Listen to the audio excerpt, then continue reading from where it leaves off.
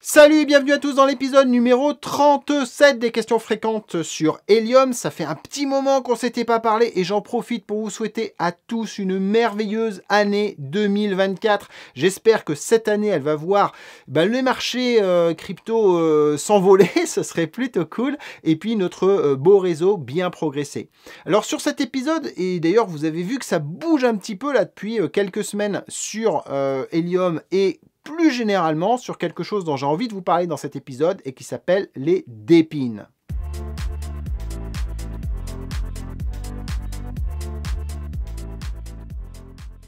Alors les DePIN, finalement, c'est quelque chose dont je vous parle depuis des mois et des mois maintenant, puisque les DePIN, ça veut dire Decentralized Physical Infrastructure Network, et en fait, on va dire que c'est un ensemble de tokens, un ensemble de blockchains qui ont pour objectif de rendre des services qui sont des services qui existent dans le monde physique. Et c'est exactement ce que l'on fait avec Helium, puisque l'on amène au travers d'une blockchain et d'un système crypto un service qui existe tout à fait dans le monde classique, entre autres dans le monde des télécoms, en amenant de la connectivité qui peut être utilisée par tout un chacun, par des entreprises et pas uniquement par des gens de l'écosystème de la blockchain.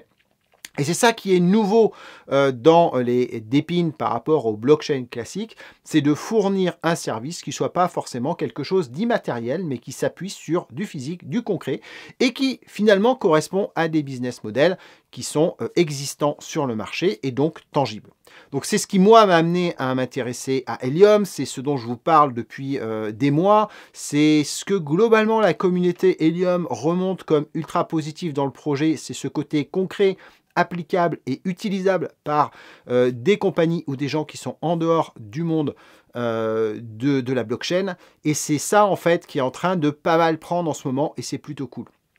Alors, les DePIN, c'est pas uniquement Helium, loin de là. Et d'ailleurs, si vous prenez mon autre playlist qui est au sujet, qui présente un certain nombre de sujets, entre autres, autour de l'IoT, sous forme de blockchain ou sous forme de l'infrastructure cloud gérée par des blockchains, les DApp, eh bien, globalement, vous allez retrouver le contenu des DePIN. Donc, je n'avais pas de nom quand j'ai créé cette playlist-là, mais en fait, le nom est apparu depuis et ça s'appelle en fait DePIN. Donc, cette playlist parle des DePIN. Alors, dans ces DePIN, on trouve plein de choses dont je vous ai déjà parlé. Bien sûr, on va trouver Helium, c'est finalement un des premiers, un des cœurs de tout ça, parce qu'il apporte une infrastructure réseau qui permet aux autres projets aussi de fonctionner. Mais on trouve tout un tas de choses comme Dimo, dont je ne vous ai pas encore parlé, qui est super intéressant, qui est un système qui permet de faire tourner en fait du logiciel dans sa voiture pour avoir des informations sur la conduite, mais où tout un chacun en fait peut télécharger des applications sur ce device et qui ensuite vous permet d'avoir une rétribution en fonction de kilomètres et des données que vous remontez. Mais c'est pas la seule, je vous ai parlé de HiveMapper. Par exemple, HiveMapper qui a fait un énorme boom.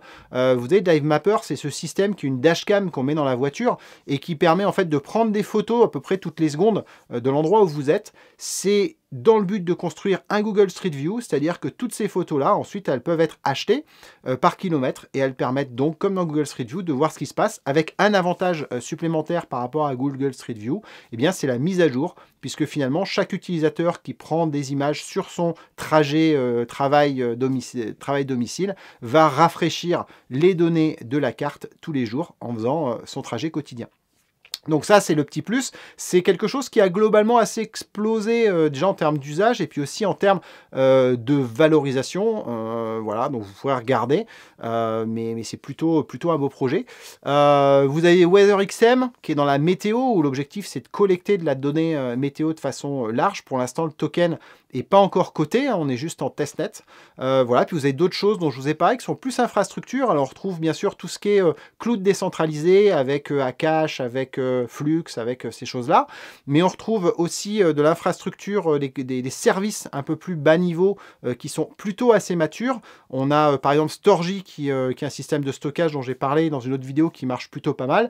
Et puis en ce moment, pareil, qui pump beaucoup, on a Streamer, qui est un système de messaging qui est distribué et qui est aujourd'hui en phase testnet 2, mais avec un token qui est coté. Donc voilà, du rewarding possible pour ceux qui veulent partir sur ce type de choses. Donc des projets comme ça, il y en a plein. Il y a aussi des choses autour d'IoTix, il y a aussi des choses autour de IOTA. Donc ça, c'est plutôt des blockchains qui gèrent de la data, d'objets connectés. On a aussi pas mal de choses qui sont en train de bouger assez fort dans le monde du solaire et dans le monde du carbone.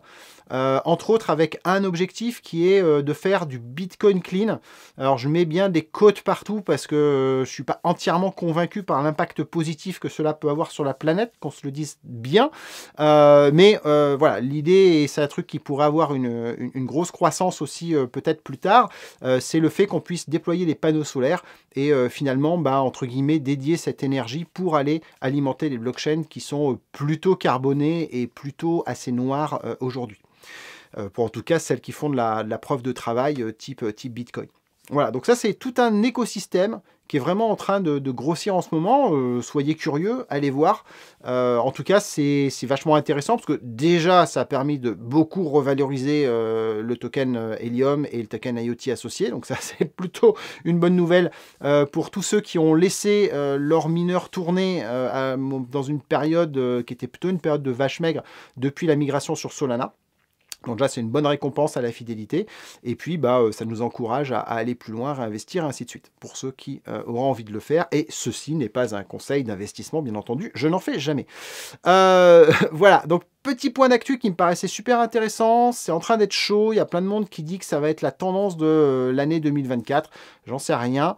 Mais en tout cas, au mois de décembre, ça fait des grosses envolées sur tous ces tokens dont j'ai parlé, et ça c'est plutôt positif, avec Solana aussi qui a beaucoup grossi, hein, puisque Solana on a eu un ratio qui est au-dessus de 10 entre le bas de cette année où on est aujourd'hui.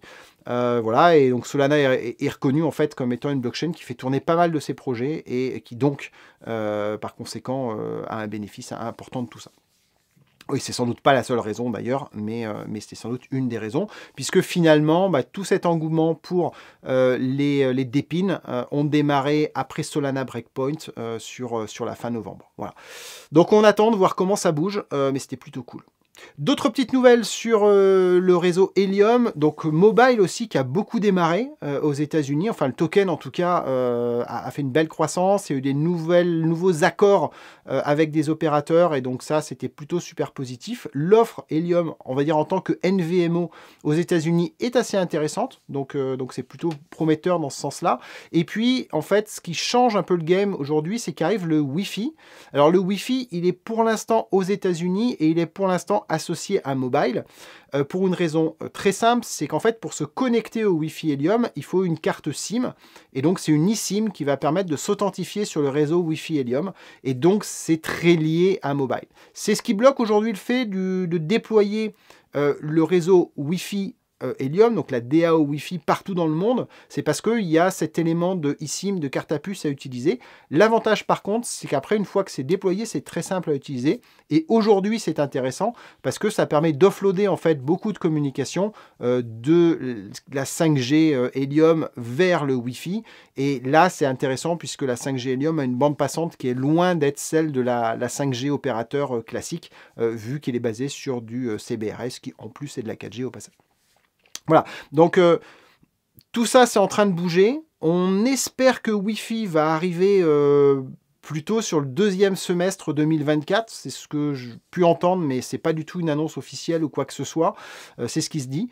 Voilà, et ça, ce serait plutôt aussi une bonne nouvelle parce que moi, je suis vraiment convaincu qu'au niveau mondial, sur un réseau Wi-Fi qui là n'a pas de problème de régulation, on peut arriver à faire un truc super intéressant. Et comme c'est simplement une eSIM à mettre dans les téléphones, en fait, ça se déploie assez facilement sur les téléphones de tout un chacun et ça permet d'accéder à un accès Internet beaucoup moins cher que ce qu'on peut avoir et avec une bande passante qui est relativement élevée.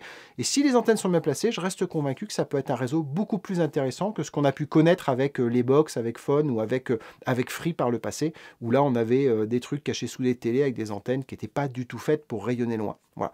Donc ça c'est un truc intéressant à surveiller. Ma compréhension, mais je ne suis pas certain de ça, c'est qu'il n'y aura sans doute pas de token Wi-Fi, ce sera sans doute le token mobile qui servira de support au Wi-Fi, puisque les deux, comme je l'ai dit, avec les eSIM, sont plutôt assez liés. Voilà, donc voilà, potentiellement, si cette technologie vous intéresse, c'est dans mobile, a priori, qu'il faut investir, et pas forcément attendre l'arrivée d'un token Wi-Fi. Encore une fois, ceci n'est pas un conseil d'investissement et je ne suis pas certain de ce que je vous dis par rapport au token Wi-Fi. C'est juste ma compréhension actuelle. Voilà. Après, écoutez, quoi d'autre de neuf? Le IP83, ouais, voilà quoi. Enfin, moi, je sature un peu, en fait, je vous avoue. J'ai un peu arrêté de me battre, j'ai autre chose à faire.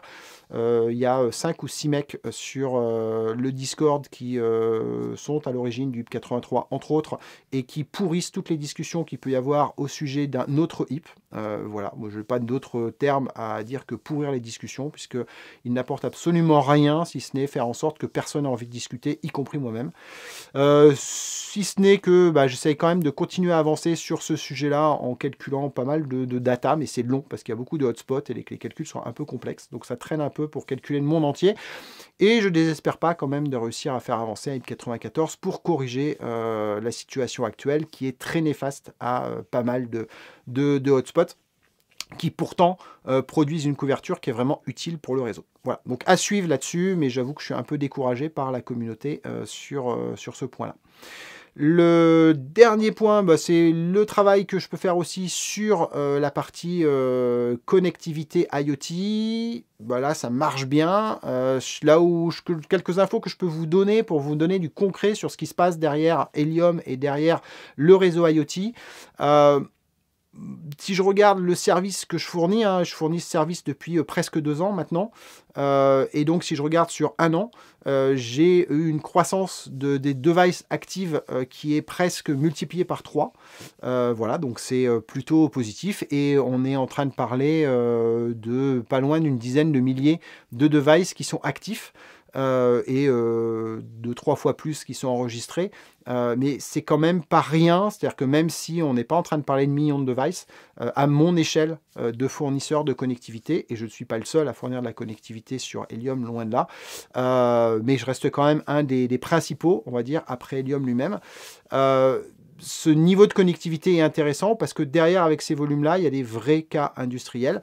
Entre autres, beaucoup de metering, beaucoup de gas metering, de water metering ou de power metering. Donc ça, c'est des cas qui sont plutôt intéressants, concrets, qui correspondent à une économie réelle, encore une fois, puisque derrière, tous ces sujets-là sont des sujets de facturation à monsieur et madame Michu pour leur compteur de gaz et d'automatisation de ces process-là. Donc on est vraiment dans du concret, ça c'est intéressant, c'est vraiment ce que tout le monde aime dans les DePIN, c'est que ça va créer un écosystème et ça va générer de la valeur qui est bien au-delà de l'écosystème des blockchains ou financières, on va dire, qui ont tendance à uniquement concerner les gens qui font de la finance dans la blockchain, ce qui est déjà des gros marchés, mais là on ouvre en termes de population à quelque chose de très large. Voilà. Et puis on voit aussi la croissance des autres sujets comme HiveMapper qui utilise aussi Helium, on a Dimo qui utilise aussi Helium, on a WeatherXM qui utilise aussi Helium. Donc vous voyez en fait tout un tas de blockchains qui sont orientés DePIN, qui s'appuient aussi sur le réseau Helium pour 2 raisons. Déjà parce qu'on a la connectivité bas coût et mondiale, donc ça c'est super important, et puis faible consommation d'énergie, donc ça aussi c'est quelque chose qui est clé. Mais il y a un autre élément qui est super intéressant, c'est qu'avec Helium, on peut faire de la preuve de localisation, c'est-à-dire globalement par la couverture, par les antennes qui reçoivent le signal, on a une confirmation de la localisation de là où est captée la donnée. Même si elle n'est pas précise, elle permet de valider qu'une coordonnée GPS n'est pas spoofée, par exemple. Et ça, c'est super important pour la sécurité de tous ces projets dans les blockchains. Donc on voit aussi des applications très intéressantes sur ces points-là.